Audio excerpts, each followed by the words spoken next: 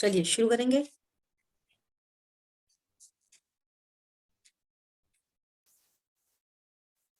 तज्जयति परम ज्योति समम समस्तैरनंत पर्यायैः दर्पण तलेव सकला प्रतिफलति पदार्थ मालिका यत्र। पुरुषा सिद्धि उपाय ग्रंथ और 223 नंबर गाथा पर अपनी श्लोक पर अपनी चर्चा चल रही है। पेज नंबर 615 615 पर अपनी चर्चा चल रही थी। इसमें क्या विषय आया? सिद्ध भगवान के स्वरूप का वर्णन करते हैं, अर्थात मोक्ष मार्ग की बात तो हो गई, अब मोक्ष बताते हैं। तो वो मोक्ष कैसा है? सदा कर्म मल रहित है, निज स्वरूप में स्थित है ना, और स्वभाव के आश्रय से पूर्ण शुद्ध पर्याय प्रकट हुई है। इसको मोक्ष कहते हैं। मोक्ष किसे कहते हैं? पूर्ण शुद्ध पर्याय है, सो मोक्ष है ना। अब इस मोक्ष पर्याय को क्या बोल रहे हैं कि नित्य है। कल अपनी नित्य पर चर्चा चल रही थी। नित्य है, नित्य है मतलब कि उत्पाद व्यय तो है, सिद्ध पर्याय है ना, तो पर्याय का स्वभाव ही एक समय की होती है, उत्पाद व्यय रूप होती है। तो वो उत्पाद व्यय रूप तो है, अब लेकिन पूर्णता को प्राप्त हो गई, सर्व विकार मिट गया, अपूर्णता मिट गई, परिपूर्ण दशा प्रकट हो गई। तो हर पर्याय परिपूर्ण पर्याय, पूर्ण शुद्ध पर्याय, पूर्ण शुद्ध पर्याय। और कैसी है वो पर्याय? जैसा द्रव्य स्वभाव था अनादि से, ऐसी पूर्णता पर्याय में भी प्रकट हो गई। द्रव्य स्वभाव परिपूर्ण और परिपूर्ण शुद्ध पर्याय। तो इस एंगल से उसको नित्य कहने में आता है। क्यों आता है नित्य कहने में? केवल ज्ञान पर्याय है, गुण नहीं, परंतु एक रूप सदृश सदृश रहता है, तो नित्य कहने में आया। ठीक है, इसलिए नित्य शब्द का यूज कर रहे हैं। देखो सबसे लास्ट लाइन है 615 पेज पे, भगवान आत्मा स्वयं जैसे नित्य है, भगवान आत्मा जैसा नित्य है, शुद्ध ध्रुव है, एक रूप पवित्र निज स्वभाव था, ऐसी शक्ति में से एक रूप पूर्ण स्वभाव प्रकट हो गया। स्फटिक मणि का एग्जाम्पल दिया था। स्फटिक मणि स्वच्छ निर्मल है ना, ट्रांसपेरेंट, अब हरी नीली पीली दिखाई दे रही है, स्वभाव के विपरीत दिखाई दे रही है। अब वो सर्व का अभाव होकर जैसा ट्रांसपेरेंट द्रव्य स्वभाव, ऐसी ट्रांसपेरेंट पर्याय प्रकट हो गई, है ना।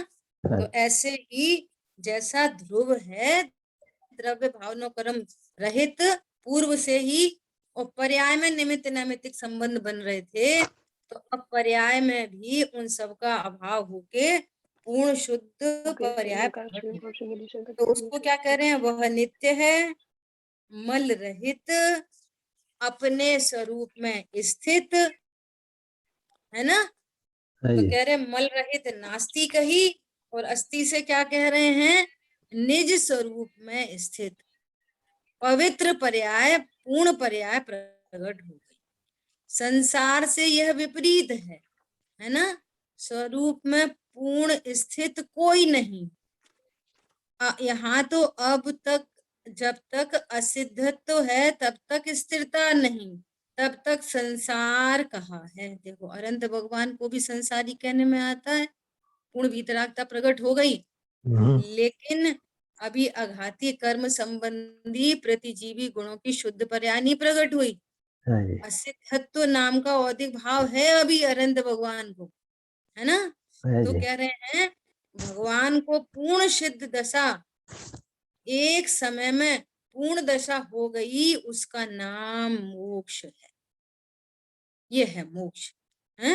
अब मोक्ष के नाम पर क्षेत्र नहीं देखना, मोक्ष के नाम पर परद्रव्य नहीं देखना, मोक्ष के नाम पर पूर्ण शुद्ध पर्याय का नाम मोक्ष।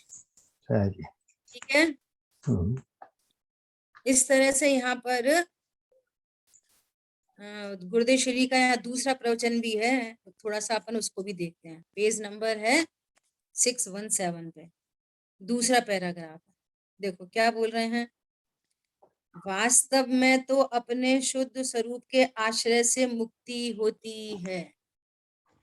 जो 222 आगे की गाथाओं में जो प्रकरण आया ना, गुरुदेव श्री उसको वापस रिवाइज करा रहे हैं। क्या बोल रहे हैं। वास्तव में तो अपने शुद्ध स्वरूप के आश्रय से मुक्ति होती है। पहले गुणस्थान में शुद्ध स्वरूप का निर्णय किया। मैं त्रिकाली ध्रुव भगवान आत्मा अनादि अनंत शुद्ध रहता हूँ। जिस ज्ञान ने ऐसा निर्णय किया, श्रद्धा में विश्वास हुआ, चारित्र की परिणति स्वरूप में थिर हुई, अनंतानुबंधी राग का अभाव हुआ, इतनी शुद्धता प्रकट हुई। अब एक कषाय के अभाव रूप शुद्धता प्रकट हुई, लेकिन 3 कषाय का सद्भाव है ना। तो उन 3 कषाय के सद्भाव में उनको परिणाम होते हैं और क्रम से अशुभ परिणाम मिटता जा रहा है, हैं? अब इसी स्वभाव के आश्रय से वापस फिर दूसरी कषाय का अभाव हुआ। अब 2 कषाय के अभाव रूप वीतराग था, लेकिन 2 कषाय का सद्भाव है, तो उस सद्भाव में अणुव्रत की चर्चा आती है। फिर तीसरी कषाय का अभाव हुआ तो महाव्रत की चर्चा आती है। अब अणुव्रत महाव्रत जगत से थोड़ी स्पेशल परिणाम है। पहले गुणस्थान में तो 24 घंटे लड़ाई झगड़े खाने पीने के परिणाम अधिक हैं, दयादान भक्ति आदि के परिणाम कम दिखाई देते हैं, है ना। अब वहां पर ऐसे परिणाम नहीं है, वहां पर शुभ परिणाम की प्रचुरता है। तो इसको क्या लगता है कि इन परिणामों से मोक्ष होता है। तो यहाँ पर कह रहे हैं वास्तव में तो शुद्ध स्वभाव के आश्रय से मुक्ति होती है। पूर्ण आश्रय ले लिया पर्याय ने, परिपूर्ण आश्रय ले लिया तो छपक क्षणी आरोहण हो गया और 28 मूल गुण का अभाव हो गया, अनंत दशा प्रकट हो गई, है ना। परंतु बीच में पूर्ण वीतराग न हो तब व्यवहार विकल्प ऐसा आता है, उस कारण से पद मिलता है, ऐसे आरोप से कथन किया गया है। भैया मुनि बने बिना कोई अनंत नहीं बनता, कोई भगवान नहीं बनता। तो जो बहिरंग मुनि दशा है वो हमारे को ख्याल में आती है, शरीर की क्रिया ख्याल में आती है। उसको तो उपचार से कहा, भगवान तो स्वरूप स्थिरता से बनते हैं, न कि नग्नता से बनते हैं। स्वरूप लीनता नहीं हो, नग्नता रह जाए और आयु पूर्ण हो जाए तो डिमोशन हो जाता, चौथे गुण स्थान में पहुंच जाते वापस। यदि उन 28 मूल गुण से ही मोक्ष होता तो फिर हो गया होता। मोक्ष किससे होता है? पूर्ण स्थिरता से मोक्ष होता है। समझ आई बात।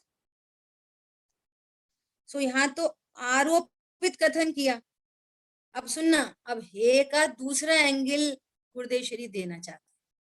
हालांकि पहले भी थोड़ी सी बात हुई थी, अब और विशेष चर्चा करते हैं। क्या कहते हैं कि भाई वो व्यवहार तो है, व्यवहार होता, गुरुदेव श्री बहुत बोलते हैं, व्यवहार होता तो खरा है, परंतु उसको श्रद्धा में कैसा जानते हैं? श्रद्धा में कैसा जानते हैं? हे है, एक भगवान आत्मा ही उपाधि है श्रद्धा, है ना। तो क्या बोल रहे हैं कि वो व्यवहार तो है ही। सुनना बहुत ध्यान से।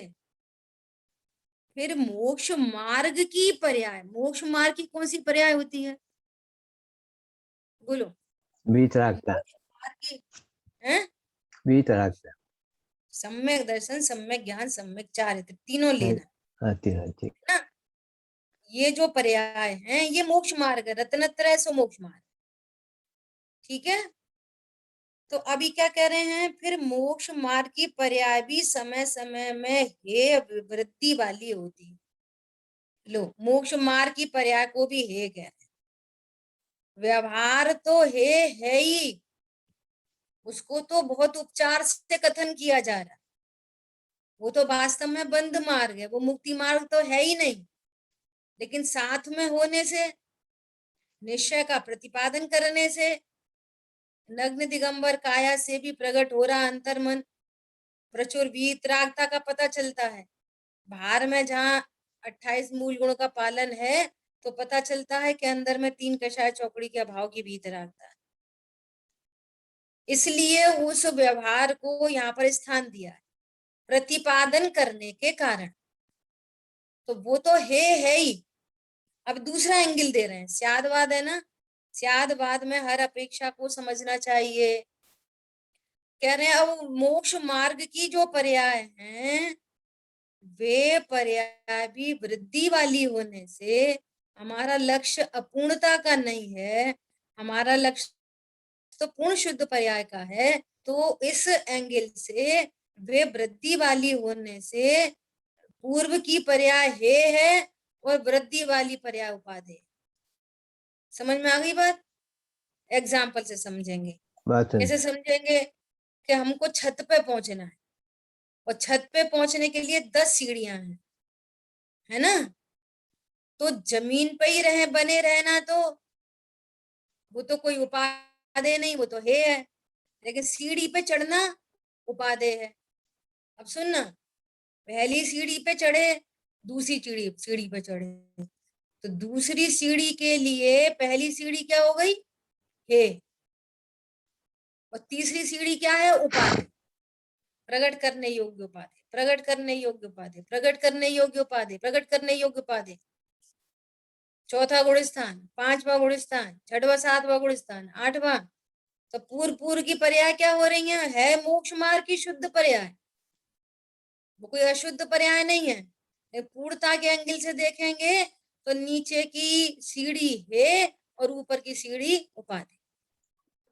10वीं सीढ़ी पर आके और फिर छत आ रही है, तो 9वीं सीढ़ी भी है, 8वीं सीढ़ी है और 10वीं सीढ़ी उपाधि और छत पे पहुंचे। समझ में आ रही है बात? हाँ दीदी। इस एंगल से यहाँ पे शुद्ध पर्याय को भी है कहा, प्रकट करने योग्य उपाधि के एंगल से। समझ आ गई बात? हाँ दीदी। गुरुदेव सोने के ताव का उदाहरण देते थे पहले। हाँ, ऐसा पहला ताव फिर 16वां ताव। बराबर।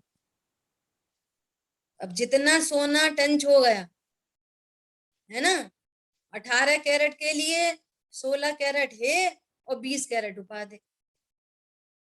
ऐसा आगे बढ़ता हुआ देखो क्या कह रहे हैं।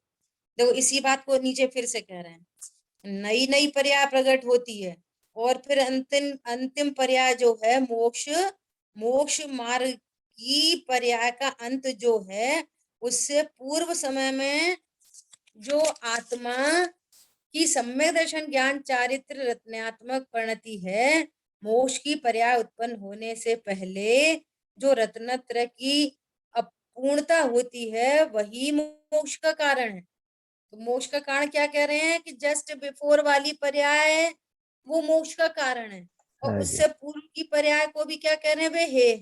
हाँ जी। कह रहे हैं अंतिम पर्याय, देखो 618 पेज पे लिखा है, सेकंड पैरा में क्या बोल रहे हैं? परंतु पहले जो छठे गुण स्थान में निश्चय सम्यक दर्शन ज्ञान चारित्र आदि हुए, वह वास्तव में मोक्ष का कारण नहीं हुआ। हाँ, 28 मूल गुण करते रहते। छठवें सातवें गुण स्थान से कोई मोक्ष नहीं प्रकट हुआ। छपक श्रेणी आरोहण हुई, 8वां 9वां 10वां 12वां और फिर 12वें की लास्ट पर्याय और फिर 13वां प्रकट। तब कह रहे हैं अंतिम पर्याय मोक्ष के कार्य का कारण हुई। कारण कार्य मीमांसा चल रही है, कारण कार्य देख रहे हैं। आई बात समझ में? ये बात सुंदर। पहले तो मोक्ष मार्ग था। हाँ, ये मोक्ष कारण मार्ग था, और मोक्ष मार्गी पूर्णता से जस्ट बिफोर की जो पर्याय है, वो उसमें कारण बन रही है। समझ आई? ऐसा। अब उस एंगल से पीछे से देखेंगे तो भैया मिथ्यात्व से अब तो हम सम्यक दृष्टि हो गए। अरे अब तो हम पंचम गुण स्थानवर्ती हो गए, तो पीछे के एंगल से यहाँ बढ़ा हुआ दिखाई देगा। लेकिन सिद्ध दशा से देखेंगे तो भैया ये पर्याय भी कोई, कल आई थी ना बात कि वे अपूर्ण पर्याय है, हमारा लक्ष्य तो पूर्णता का है। बहिरात्मा की पर्याय मिथ्या दृष्टि अज्ञानी जीव की पर्याय विपरीत है, विकारी पर्याय, और मोक्ष मार्ग में अपूर्ण पर्याय है, हाँ जी, और सिद्ध दशा में न शुद्ध है। विकारी है न अपूर्ण है, निर्मल और पूर्ण पर्याय, हाँ जी, पूर्ण निर्मल और पूर्ण पर्याय। तो पूर्ण निर्मल पूर्ण पर्याय का हेतु कौन बनेगा? परंपरा से कारण देखेंगे और नीचे नीचे नीचे नीचे चलते चले जाएंगे तो अपन क्या बोलते हैं, मोक्ष का कारण कौन है कि भेद विज्ञान, मूल कारण कौन है, भेद विज्ञान है ना, तत्व निर्णय ताते जिनवर कथित तत्व अभ्यास करी, तो तत्व अभ्यास वेद विज्ञान है। और वहां पर्टिकुलर पर्याय को देखेंगे तो अनंत दशा सिद्ध दशा का कारण है। ठीक है, ऐसी बात कर रहे हैं। तो दीदी दीदी इधर पूर्ण वितरागता जो भी 12वें के अंतिम वाली हुई, अंतिम पर्याय, तो वो पूर्ण वितरागता को मोक्ष बोल दिया। हाँ, सिद्ध भाव मोक्ष होता है ना, अनंत भगवान को भाव मोक्ष कहते हैं। अच्छा, भाव मोक्ष की अपेक्षा से। हाँ, हम्म, और ठीक है। सिद्ध भगवान को द्रव्य मोक्ष हो गया, हम्म, क्योंकि पूर्ण वितरागता, अब आघाती कर्म संबंधी बची है ना खाली हम्म, कार्यक्रम, बाकी पूर्ण शांति पूर्ण सुख केवल ज्ञान है ना, अनंत वीर सब कुछ तो प्रकट हो गया। अब थोड़ा सा बस आघाती कर्म संबंधी बचा है, सो बचा है, तो उसका भी अभाव होने पर सिद्ध दशा प्रकट हो जाएगी। बस इतनी बात है। ठीक है, देखो यहाँ लास्ट में क्या लिखा है इसी पेज पे, यहाँ भी अपने आश्रय से जो निश्चय मोक्ष मार्ग हुआ उसका भी समय समय में व्यय होता है और शुद्धि की वृद्धि की पर्याय का उत्पाद होता है। इस अपेक्षा से तो पूर्व की पर्याय कारण और बाद की पर्याय कार्य है। उत्पाद व्यय हो रहा है ना, पूर्व की पर्याय का व्यय, उत्तर पर्याय का उत्पाद, व्यय उत्पाद व्यय उत्पाद, ऐसा चलता चल रहा है। तो हर पर्याय के लिए पूर्व की पर्याय को कह रहे हैं कारण और उत्तर पर्याय को कह रहे हैं कार्य, और इसी अपेक्षा से जो पूर्ण वो शुद्ध पर्याय जो प्रकट हुई सिद्ध पर्याय, उससे जस्ट बिफोर की पर्याय है वो उसका कारण है और सिद्ध पर्याय कार्य, ऐसे कारण कार्य लगा। और परंपरा से देखेंगे तो अपन सीधे सीधे मोक्ष मार्ग बोल देते हैं, और निचले कारण से देखेंगे तो अपन भेद विज्ञान को बोल देते हैं, और बोलेंगे तो तत्व ज्ञान को बोल देते हैं, है ना, ऐसे समझना। और देखो और खास बात क्या है, ये तो अपेक्षाएं है ना कि हर बात को समझनी चाहिए क्या अपेक्षा लागू पड़ रही है। वास्तव में देखा जाए तो जो अनंत पुरुषार्थ का जो कार्य है वो पहले गुण स्थान में ही होता है। क्या बोला, एकदम विपरीत ज्ञान, विपरीत विश्वास, विपरीत चारित्र, और वो सम्यक की ओर जाता है। समझ में आ रही है, मूल पुरुषार्थ तो पहले ही गुण स्थान में होता है। जिसने कभी ऐसी बातें सुनी समझी नहीं हो, अब तो ऐसे ही मान के चलता है मैं स्त्री हूं मैं पुरुष हूं, धन से खाने पीने उठने बैठने से ही लाभ होता है।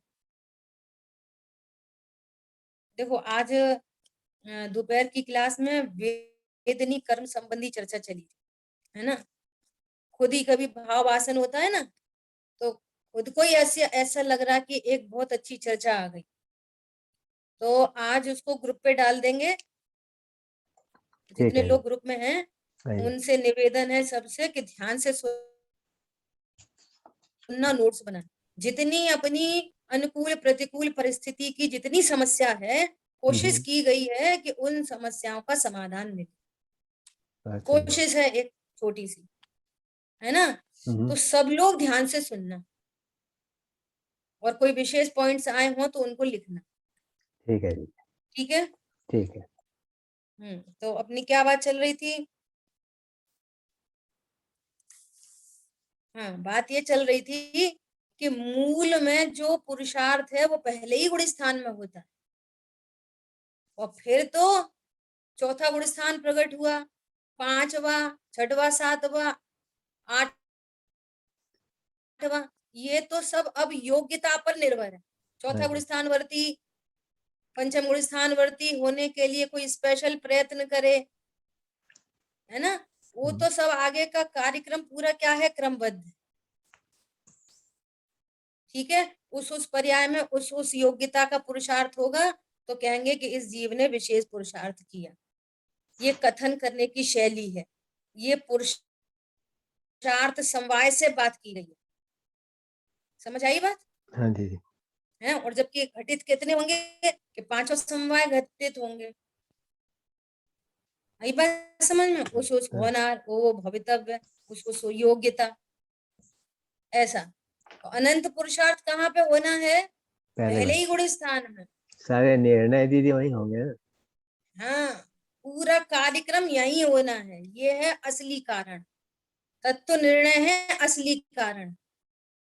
बीज डाल दिया, बीज डालना, आपको आम आम के फल खाने हैं तो फिर ढूंढना पूरे मार्केट में कि आम का बीज कौन सा है, कौन सा बीज हेल्दी है, जो अच्छे फल देगा। इसमें पूरा आपका समय जाता है, और फिर उस बीज को योग्य स्थान पर बो देना, है ना, और फिर उसकी केयर करना। बस अब 2 पत्ते आ गए ना उसके, अब वो पूरा वृक्ष बनेगा। बस मूल को सींचते रहेंगे, पूरे सिंचन मूल को करते रहेंगे, और अपने स्वकाल में वृक्ष बनेगा, अपने स्वकाल में फूल आएंगे, फल आएंगे, पक जाएंगे, डाल से गिर जाएंगे, और फिर हम उसका रसपान करेंगे। समझ में आ रही है? विपरीत कार्य से तो कार्य सिद्धि होती नहीं, पंडित साहब का ये वाक्य है। विपरीत पुरुषार्थ से तो कार्य सिद्धि होती नहीं, लेकिन योग्य पुरुषार्थ से भी फल स्वकाल में ही आता है। क्या बोला? विपरीत पुरुषार्थ से तो कार्य सिद्धि कभी होती नहीं। हाँ, तुम दया, दान, व्रत, नियम, भक्ति को सुखी होने का कारण मानो, पत्नी बच्चों को सुखी होने का कारण मानो, धन को सुखी होने का कारण मानो। सुखी होने का कारण मतलब संवर निर्जरा प्रकट करने का कारण। हाँ जी। इनको मानो, ये तो तुम्हारे विपरीत पुरुषार्थ है सारे के सारे। ये मिथ्या है। लेकिन सच्चा पुरुषार्थ करने पर भी, भेद विज्ञान करने पर भी, है ना, हाँ जी। वो कार्य की सिद्धि स्वकाल में होती, जब होना है। आगे पीछे जल्दी करने से नहीं होती, है ना। एक हाँ बहुत जी। अच्छा सा ऐसा वो भी है, कविता है, समय पाए तरुबर फलें, काहे होत अधीर, तुम तो मूल सिंचन करो, वो क्या, चेतक सींचो नीर, ऐसा कुछ करके एक बहुत अच्छी कविता है। हाँ जी। तुम तो मूल को सिंचन करो, अधीर मत हो, फल के लिए अधीर मत हो। जब आना है समय तब आएगा। पाए तरु पर फल है, समय होने पर वो फल आते हैं। ऐसे ही ये पूर्ण शुद्ध पर्याय अपने योग्य समय में अपने उधर। योग्य पुरुषार्थ से प्रकट होती है। हाँ योग्यता जी। बहुत बड़ी चीज है ना। हाँ जी। देखो आज है ना, आज एक एग्जाम्पल भी बहुत अच्छा एग्जाम्पल आया। क्या एग्जाम्पल आया कि जैसे योग्यता कितनी बड़ी चीज है। योग्यता जैसे जब रामचंद्र जी को वनवास हुआ, है ना, तो रामचंद्र जी, सीता जी और लक्ष्मण जी, है ना, तीनों लोग साथ गए। ठीक है, अब तीनों का उठना बैठना, खाना पीना, मंदिर जाते पूजा करना, स्वाध्याय करना, सामायिक करना, तीनों का एक जैसा होता था? नहीं, मंदिर गए तो तीनों गए, है ना, तीनों भगवान की भक्ति कर रहे हैं। तीनों का भिन्न है। देखो, बाहर से तीनों भगवान की भक्ति कर रहे हैं, सुनना ध्यान से। अपन ऐसा कहते हैं ना कि भगवान के ये उपचार के कितने कथन है कि मंदिर जाएंगे तो परिणाम सुधरेंगे।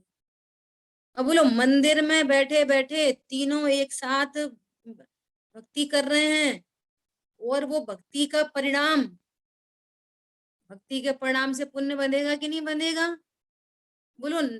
पुण्य भी बन लक्ष्मण सकता है, को पाप नरक भी। का बंद हो रहा है, लक्ष्मण को नरक का बंद हो रहा है, सीता को स्वर्ग का बंद हो रहा है, और रामचंद्र जी को निर्जरा चल, बोलो उनको क्या चल रही है? सभी पाक निर्जरा चल रही है, कर्म फल दे के खिर रहा है, और नवीन कर्म बन नहीं रहा। रामचंद्र जी उनकी मोक्ष की तैयारी, सीता जी की उन्हीं क्रिया परिणाम के बीच में सीता जी की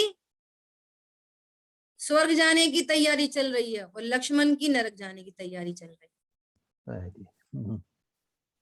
योग्यता कितनी बड़ी चीज है, कौन करे, कौन बिगाड़े, कौन सुधारे। वे क्या करें कि हमारे हाथ में क्या चीज है? एक ही अनंत पुरुषार्थ है, मैं ध्रुव हूं इसका निर्णय करना, क्योंकि मैं ज्ञाता द्रव्य हूं और अकर्ता हूं। अकर्ता नास्ति से कहते हैं, पॉजिटिव से कहते हैं अज्ञाता, ज्ञाता कोई कहते हैं अकर्ता। कुछ करने का नाम पुरुषार्थ नहीं है। विश्व में एक द्रव्य दूसरे द्रव्य का कर सही सकता ही नहीं है, सारे द्रव्य अपने अपने कार्य कर रहे हैं। ये जीव मात्र जानने के कारण ऐसा कह रहा है कि मैंने किया। समझ आई बात? हाँ जी। ये पेज पर पेन चल रहा है, ये पेज नहीं बोल रहा कि मैं पेन चला रहा हूं, पेन स्वतंत्र चल रहा है, पेन पेज पे अलग लिखा जा रहा है, पेज नहीं बोल रहा मैं लिखता हूं। लेकिन हमारे ज्ञान का विषय बनता है, तो ये ज्ञान कह रहा है मैं लिख रहा हूं। जानना, स्वरूप का सही ज्ञान नहीं होने से अज्ञानता ही मरण का कारण बन रही है। समझ में आ रही बात? तुम जानने वाले हो तो कुछ भी कहो। चीनी नहीं बोलती कि मैंने खारा किया, लेकिन ये ज्ञान बोलता है आज मैंने दाल में नमक थोड़ा कम डाला। ये ज्ञान बोलता है, दाल नहीं बोलती। हाँ जी। समझ में आ रही है बात? बात समझ। ऐसी अद्भुत बात। तो क्या करें? एक काम करो, भेद ज्ञान करो, जो तुम हो सो अपने को जानो। यही अनंत पुरुषार्थ है, किसी को मिटाना छुड़ाना। अब अभी कर्ता बुद्धि से ऐसा बोलो तुम्हें राग मिटाना है, तो तैयार है राग मिटाने, मिटे चाहे नहीं मिटे। सुनो सुनो, तुम्हें कर्म मिटाने हैं, कर्म बांधे हैं ना, अब कर्म की निर्जरा करनी है, तो क्या करें? एक पैर पे खड़े रहो, प्यासे रहो, तो तैयार है कर्म की निर्जरा करने के लिए, तैयार है। कर सकते नहीं है। जहां करने की बात है ये विपरीत पुरुषार्थ है, ये सुख शांति का ओपोजिट पुरुषार्थ है। इससे कभी सुख शांति नहीं होगी। और अकर्तृत्व को जानेंगे, ज्ञातृत्व को जानेंगे, तो शांति प्रकट होगी। क्यों? वही तुम्हारा स्वरूप है, वही होने से सम्यक चारित्र प्रकट हो जाता है। सम्यक ज्ञान, सम्यक दर्शन और सम्यक चारित्र प्रकट हो जाता है, जो शांति रूप है। बस अन्य कोई विधि नहीं है ना। तो क्या कह रहे हैं? व्यवहार हे कहो तो उससे लाभ नहीं, ऐसा नहीं, लाभ है ही नहीं। यहाँ कह रहे हैं, यहाँ हे की दूसरी बात है। गुरुदेव श्री ने शुद्ध पर्याय को भी हे कहा ना, तो वो पूर्णता की अपेक्षा से कहा। हाँ जी। तुम दोनों व्यवहार वाले हे को और इस वाले हे को एक जैसा समझोगे तो काम नहीं चलेगा। समझ में आ रही है बात? अपेक्षा। वो तो औपचारिक कथन है, वो तो सचमुच में ही सर्वथा है, लेकिन ये पूर्णता के एंगल से ये अपूर्ण पर्याय है, इसलिए है। क्या तुम चौथी सीढ़ी पे खड़े रहोगे? तुम्हें छत पे जाना है ना, चलो चौथी सीढ़ी छोड़ो, आगे बढ़ो। नहीं नहीं, बहुत थक गए, बहुत थक गए, कोई बात नहीं, मेहनत करो, हिम्मत करो, चलो हमारा हाथ पकड़ो, चलो छठवीं सातवीं सीढ़ी पे आओ। तो चौथी सीढ़ी को क्या करें? हे, छोड़ो उसको। समझ आई बात? वो एंगल है। और पहली सीढ़ी पे कोई खड़ा है और चौथी वाली को देखेगा तो प्रशंसा करेगा, अरे वाह तुम तो इतने पुरुषार्थी हो, तुमने 4 सीढ़ी पार कर ली। समझ आई बात? हाँ जी। ऐसी बात। विशेष शुद्धि कार्य जो हो, उससे पहली शुद्ध पर्याय कारण भले हो, परंतु उस कारण का नाश होकर कार्य होता है, परंतु वह कारण हितकर है। देखो अब तीसरी बात कह दी, कि वो का पूर्व की पर्याय भी क्या कारण है, उसका तो अभाव हो रहा है, वो क्या कारण बनेगी। वो हाथ पकड़ के तो लेके आ नहीं रही मोक्ष की पर्याय, उसका तो व्यय हो गया, तो ये पूर्ण पर्याय प्रकट होगी। तो जो स्वयं ही मरने जा रही है, व्यय होने जा रही है, वो क्या कारण बनेगी। तो स्वयं ही वही पर्याय अपने आप में वही कार्य है, वही कार्य। ये तीसरा एंगल हो गया। हमारी बात समझ में, ये जैन शासन का स्याद बात है, बहुत गंभीर है ना। देखो 620 पेज पे क्या कह रहे हैं, भगवान आत्मा आनंद और शांति के रस का पिंड प्रभु है। बोलो, सुख चाहिए, जे त्रिभुवन में जीव अनंत सुख चाहे, दुख ते भय। समझ तो लो वो दुख है क्या चीज। पर पदार्थ दुख नहीं है, अज्ञान मोह राग द्वेष दुख की पर्याय है। कोई पर पदार्थ सुख दुख दाता नहीं है। मिथ्या दर्शन, मिथ्या ज्ञान, मिथ्या चारित्र, यही पूरे विश्व में दुख रूप है। और संवर निर्जरा तत्व, वीतराग तत्व, सम्यक दर्शन, सम्यक ज्ञान तत्व, ये सुख रूप तत्व। और ये स्वभाव के आश्रय से प्रकट होते हैं, इसलिए उसका आश्रय करना यह मुद्दे की रकम है। यह काय की रकम है, ये मुद्दे की रकम। इसमें बहुत चर्चा हो सकती है, ये मुद्दे की रकम। भैया मंदिर आया करो, ये सब चरणानियों की शैली। मुद्दे की रकम ये, हमें मंदिर नहीं बुलाना, हमें तो मुद्दे की रकम देनी है तुमको। क्या तुम रात में खाते हो। रात्रि भोजन का त्याग हमारा पर्पज नहीं है। पर्पज क्या है कि तुम अपने को शुद्ध आत्मा जानो। ये मुद्दे की रकम है। क्या बोला, कल बात आई थी ना कि तुम्हारे को पाप के नाम पे, पुण्य के नाम पे, धर्म के नाम पे पर की लिस्ट है। मुद्दे की रकम तो ख्याल में ही नहीं है। समझ आई बात। ये मुद्दे की रकम है। हमें तुम्हें कुछ छोड़ना, खिलाना, शुद्ध खिलाना, अशुद्ध छोड़ना हमारा पर्पज नहीं है। पर्पज क्या है, त्रिकाली ध्रुव भगवान आत्मा हूं ये समझना। ये मुद्दे की रकम। मूल बिना सब धूल है भैया। इसके बिना जे जे करनी तन करन चीन। ये मुद्दे की रकम है। परंतु आश्रय करने में भी प्रथम आश्रय थोड़ा है, फिर आश्रय विशेष है, फिर आश्रय विशेष है। ऐसा समय समय में आश्रय बढ़ता है तो शुद्धि बढ़ती है। तो पहले की जो शुद्धि है उसका व्यय होकर दूसरी शुद्धि विशेष होती है। तो पूर्व की पर्याय कारण और उत्तर की पर्याय कार्य कहलाती है। ऐसा यथार्थ में तो आता है, परंतु यह मोक्ष का सीधा कारण नहीं। समझ आ गई बात। अब तुम्हें बीच में अणुव्रत आएंगे, महाव्रत आएंगे। हमारा पर्पस अणुव्रत महाव्रत का है ही नहीं। हमारा पर्पस तो ये है कि तुम स्वभाव के आश्रय में परिपूर्ण स्थिर हो और अनंत सिद्ध दशा को प्रकट करो। अब नहीं कर पा रहे तो फिर अणुव्रत पालो, नहीं कर पा रहे तो महाव्रत पालो। और जगत अणुव्रत महाव्रत पे रीझ जाता है, उस पर रीझ जाते हैं तो त्रिकाली ध्रुव छूट जाता है। समझ आई बात। हाँ जी, पसंद है। सी अद्भुत बात है। अब कोई मुमुक्षु कह रहा है व्यवहार से परंपरा आती है तो प्रकट करने योग्य नहीं है ना। अंतर यह तो अंतर आश्रय करके उग्र रूप से प्रकट करने योग्य है। और जो शक्ति है उस शक्ति में जो मोक्ष स्वभाव है, उस शक्ति की व्यक्तता व स्वभाव की व्यक्तता होती है। उस शक्ति में से राग प्रकट हो वह शक्ति है नहीं। मतलब कि पूर्व में जो स्वभाव में मौजूद था मुक्त स्वरूप, मोक्ष तो मुक्त पर्याय प्रकट हो गई, लेकिन किसके आश्रय से, मुक्त स्वरूप। स्वभाव पूर्व से ही मुक्त है। कितने द्रव्य कर्म, भाव कर्म, नो कर्म के कितनी झंझटें आफत हों, लेकिन ध्रुव भगवान आत्मा तो अनादि अनंत मुक्त स्वरूप है, हाँ जी, और जिसके आश्रय से ये पूर्ण शुद्ध मुक्त पर्याय प्रकट हो, है ना।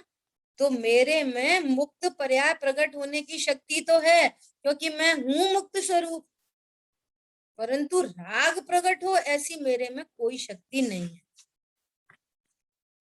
समझ आई बात? देखो यहाँ पर भी थोड़ी सी चर्चा करें।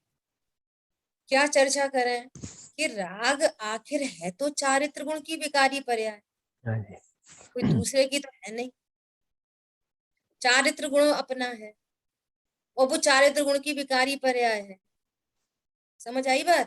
तो है ना शक्ति, चारित्र गुण शक्ति है ना, जिसमें से योग्यता है, राग उत्पन्न हो रहा है। शक्ति और योग्यता में फर्क है। नहीं, दूसरी बात कहनी है। हम्म, तो कह रहे हैं कि ये चारित्र की विकारी पर्याय तब उत्पन्न होती है जब ज्ञान स्वभाव से विमुख होता है। हाँ जी, स्वभाव के सन्मुख होने पर कभी राग उत्पन्न नहीं हो सकता, स्वभाव के आश्रय से कभी राग उत्पन्न हो ही नहीं सकता। इसलिए कह रहे हैं स्वभाव में ऐसी कोई शक्ति नहीं। बोलो, ट्यूबलाइट में ऐसी कौन सी शक्ति है जो अंधेरा उत्पन्न करे? कोई नहीं। बोलो, प्रकाश में ऐसी कौन सी शक्ति है जो अंधेरा उत्पन्न करे?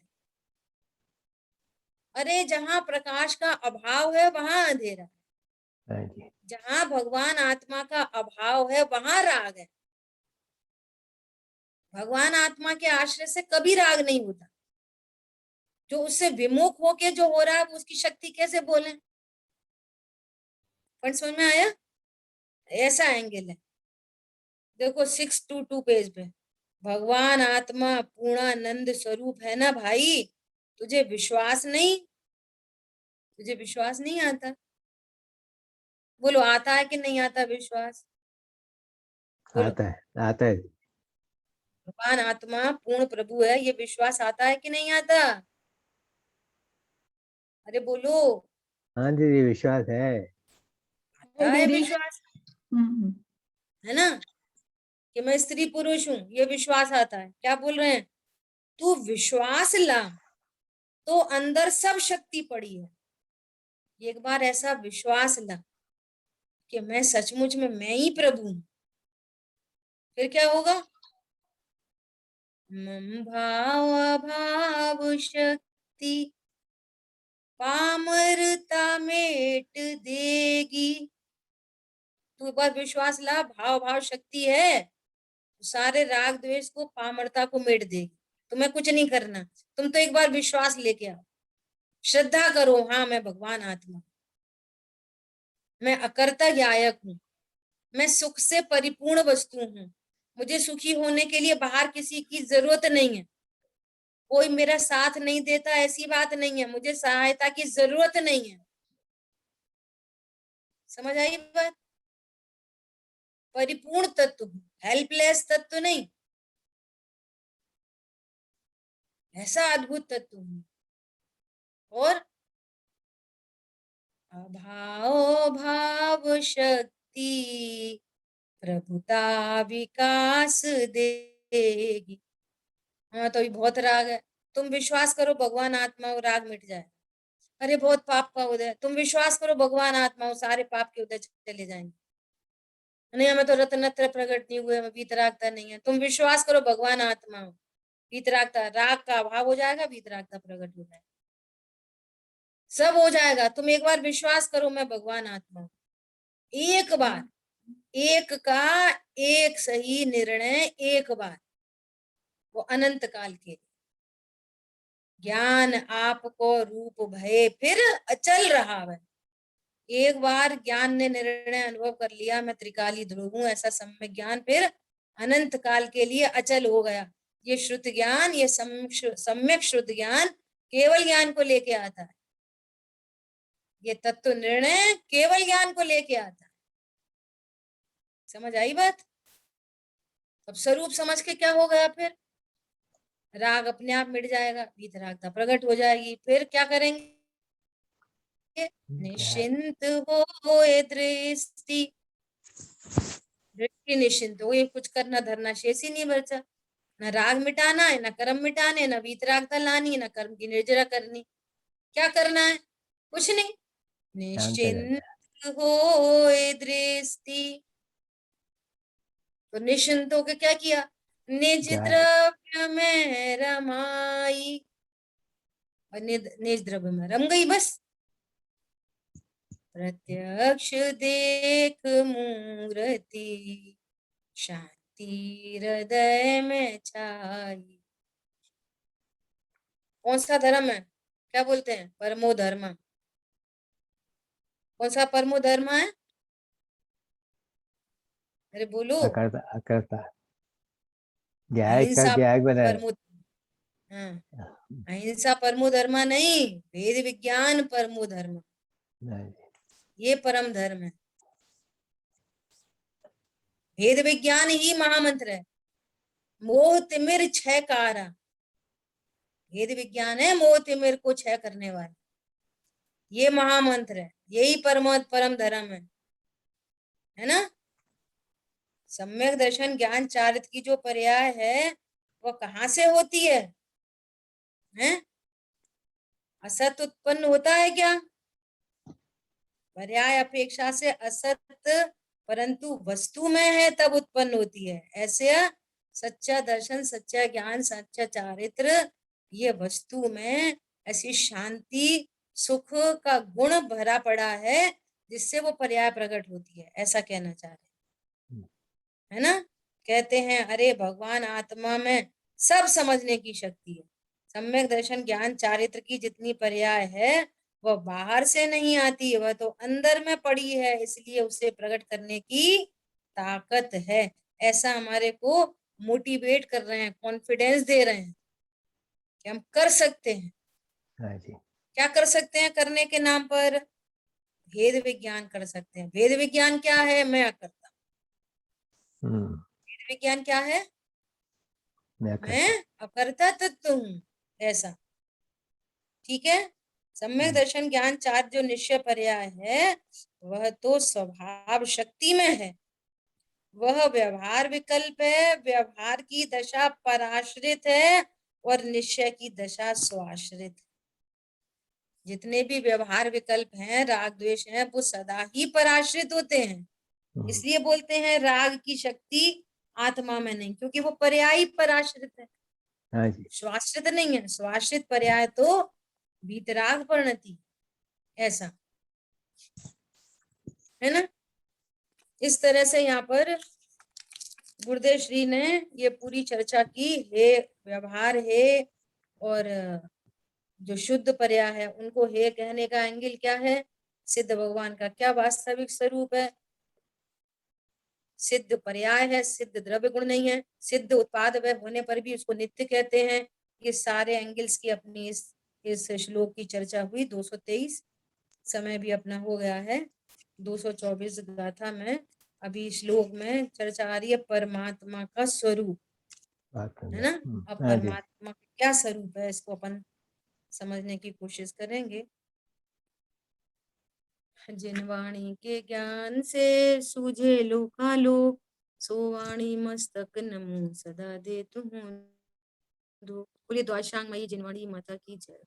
जय हो। जय जिनेन्द्र सभी को। जय जिनेन्द्र।